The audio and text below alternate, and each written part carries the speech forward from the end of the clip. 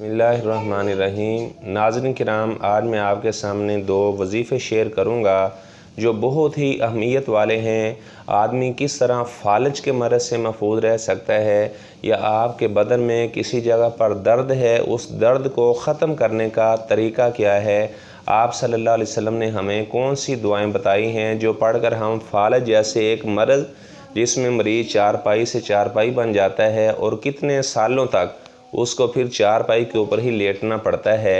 तो फालज के मरज़ से महफूज रहने के लिए बजाय इसके कि जब कोई मसला बन जाए तब हम पछताएं, तो रोज़ाना ये दुआएं पढ़ना मामूल बना लें। आप सल्लल्लाहु अलैहि वसल्लम की ये बहुत प्यारी दुआ है, बिस्मिल्लाहिल्लज़ी ला यज़ुर्रु मअस्मिही शैउन फ़िल अर्ज़ि वला फ़िस्समा व हुवस समीउल अलीम। ये दुआ रोज़ाना 3 मरतबा पढ़ें, सूरज गुरूब होने के बाद 3 मरतबा पढ़ें, तो आप हर किस्म के फालज से महफूज रहेंगे। आपको किसी किस्म की बीमारी नुकसान ना पहुंचा सकेगी। इस तरह अगर किसी जगह पे आप दर्द महसूस कर रहे हैं तो उस जगह पर हाथ रखें, 3 मरतबा बिस्मिल्लाह पढ़ें, बिस्मिल्लाह बिस्मिल्लाह बिस्मिल्लाह। उसके बाद ये वाली आप दुआ पढ़ें, अऊज़ु बिइज़्ज़तिल्लाहि व कुदरतिही मिन शर्रि मा अजिदु व उहाज़िर।